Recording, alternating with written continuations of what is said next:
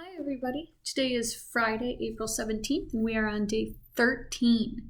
So today we're going to read an article called "With Their Businesses Evaporating, Restaurants Use Their Kitchens to Feed Those in Need." And the top of the article is a picture of two kids laughing and eating pizza. So go ahead and find that page, and when you're on that page, give me a thumbs up. Just kidding, I can't see you. But ready? Pause until you found that page. And for the rest of you, let's go. With their businesses evaporating, restaurants use their kitchens to feed those in need. On March 16th, Nancy Coretta and her two sons went to We the Pizza. It is a pizza place in Washington, D.C. The restaurant is owned by the Sunnyside Group. The company is offering kids free food while schools are closed. Many schools had to close because of the coronavirus. Coronavirus is a flu-like illness. It began in China and has been spreading across the globe since December 2019. Health officials have been encouraging social distancing. This means staying home and staying away from other people to help slow the spread of the virus. For Coretta, the offer is about more than food. She took the kids out so her husband could work. Then he can watch them so she can go back into work.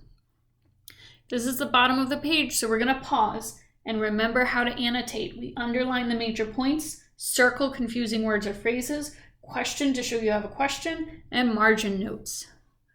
It might be useful, for example, to annotate something about coronavirus, maybe about social distancing.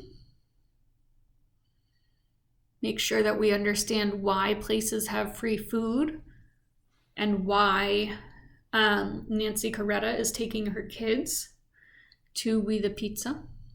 And when you're ready, turn the page. Many families must now stay at home together. The spread of the coronavirus has caused schools and businesses to close. Some people are working from home. Students are having to do schoolwork from home. Just like you guys. Go ahead and annotate that. And when you're ready, we're going to read the next section. Remember, follow along. Restaurants are giving out free food.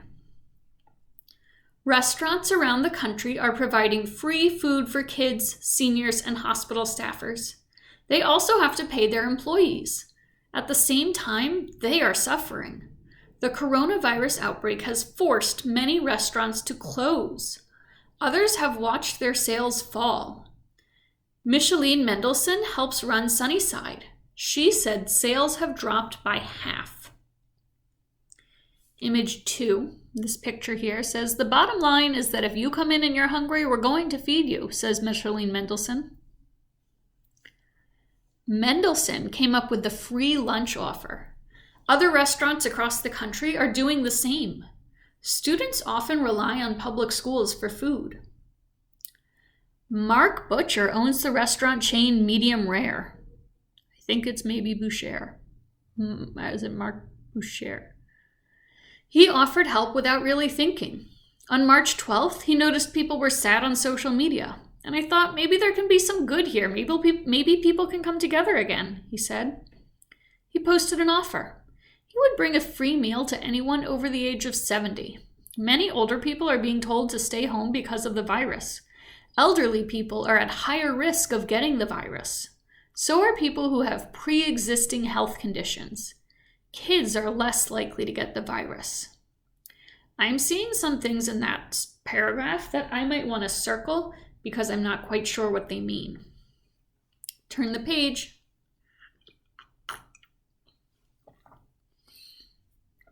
Volunteers helped deliver the food.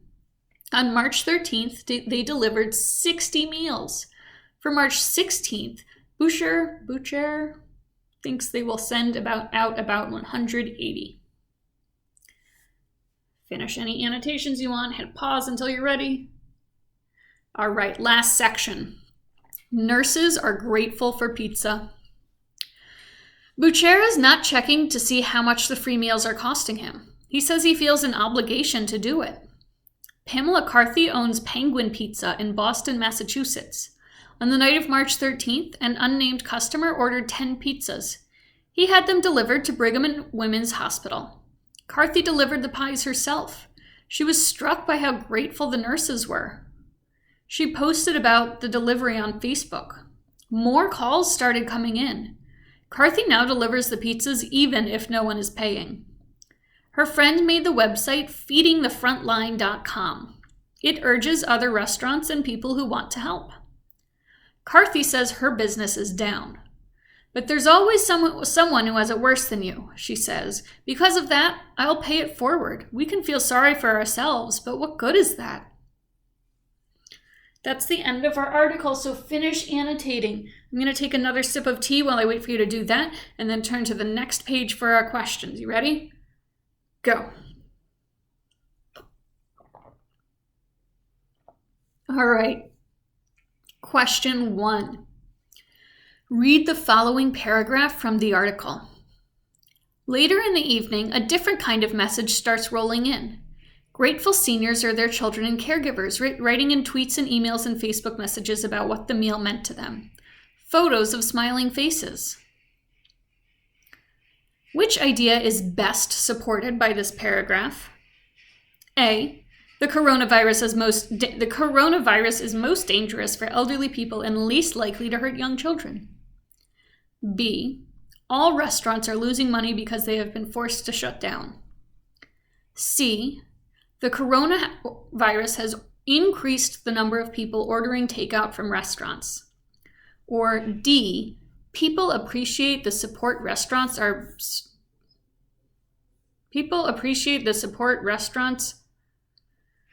are providing during the coronavirus. Sorry, guys. I don't know why my brain just did that. Anyway, go ahead and circle your answer.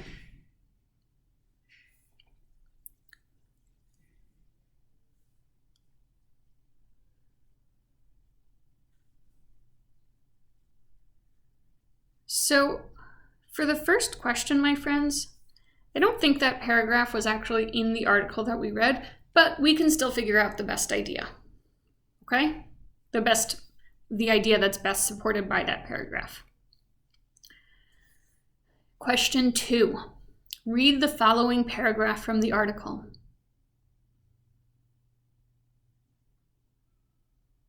Again, it's not really in the article, but we can answer it anyway.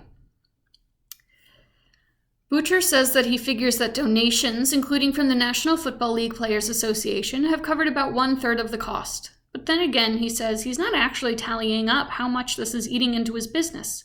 He's been lucky, he says. So far, his restaurants have stayed relatively busy, although the Maryland and DC locations will switch to takeout only now that dine-in service is suspended. I think if we knew, we'd be scared, he said, but I feel an obligation to do it.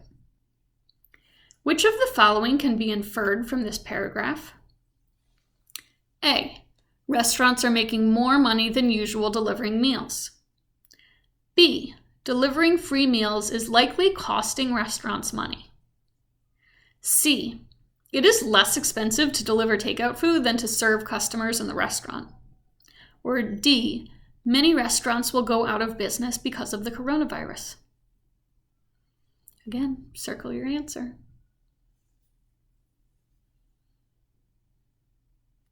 Question 3.